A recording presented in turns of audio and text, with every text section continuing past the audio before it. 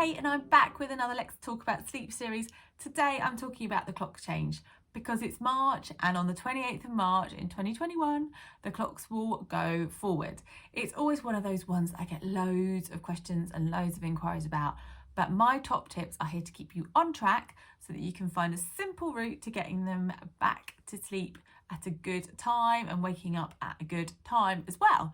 So because the clocks go forward, we need to make sure that we're considering bedtime and morning and naps and environment. So here are the top 5 things that I would do. Number 1, don't do anything until the day of the clock change. Some people will talk about building up to it. I think that can be a little bit too much hassle. So actually just change the clocks when you wake up in the morning. So you'll wake up, let's say your child was getting up at 7, it will be like 8 o'clock. With a new time. It might not feel like you've had a lie-in, but in time terms you have. And then change all of your clocks and just start the day and get on with your routine.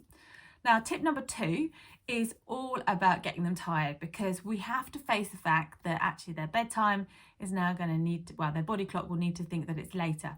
So what you want to do is run them around, get them as tired out as you can, maybe have a little disco party in the afternoon, go to the park, whatever the weather, get them out, get some natural light as well, because that will help their body clock maintain a different sort of rhythm and help them to kind of switch into the new time zone. So then we're on tip number 3, which is bedtime. So if we think this through, and I'm going to try and explain it quite simply. If your bedtime was 7 o'clock on Saturday, on Sunday, that 7 o'clock has become 8 o'clock. But your child at 7 o'clock won't feel tired enough, probably because their body clock hasn't really caught up. So it'll still think that bedtime's 8, the body will. So what we do is we kind of meet in the middle, get them nice and tired in the day, and get them to go to bed at 7:30. And that way you're easing them into it slightly. You're not going to put this massive shock into the system. Now, if you do that for 4 nights, perhaps maximum, you might not need as much as that. You could just ride it through. In a couple of nights, they could be back to 7 o'clock. But at 4 nights, I'd get them back to 7 o'clock to get your pattern and to get your body clock back on track into your kind of rhythm. It doesn't have to be 7 o'clock. Your bedtime can be when you choose it to be, just using that as an example. So tip number 4 is about naps, because the same process applies. So if you've got a child that's still napping, let's say they're going to sleep at 12 o'clock for a nap, then the body will think it's 1 o'clock. So you need to meet in the middle. So you need to get them super tired before that nap to get them to go to sleep earlier than their body would want to. And again, do that for a few days and then trip back into your normal sort of routine. So all of that should help to get the body waking up a bit sort of more on time in the morning as it was. So that means that we're trying to kind of regulate the body clock, get them to kind of switch into the new time zone.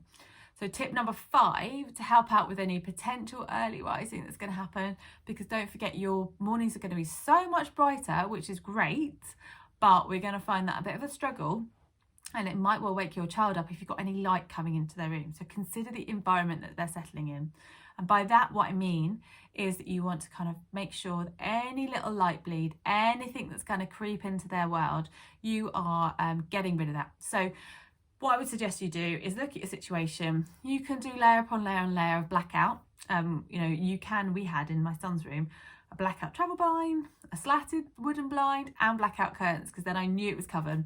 So if you can use those to kind of help yourselves out. If don't have that to hand, then maybe you could do something like a bit of tin foil to cover over any cracks, a bit of cardboard, something along those lines will help to cut out the light and help them to understand that actually they need to stay asleep, and that's because the light levels will confuse them thinking it's morning. So let's keep them nice and dark and get them sleeping in a little bit later for you.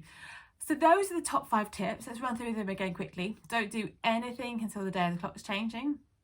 Then get them nice and tired to help them sleep for naps and for bedtime. Change the bedtime to be half an hour later than the time that it was. Tip number 4 is doing the same with naps, and you do that for just 4 days or less and then get back to normal. Tip number 5 is just to check out the sleep environment they're in.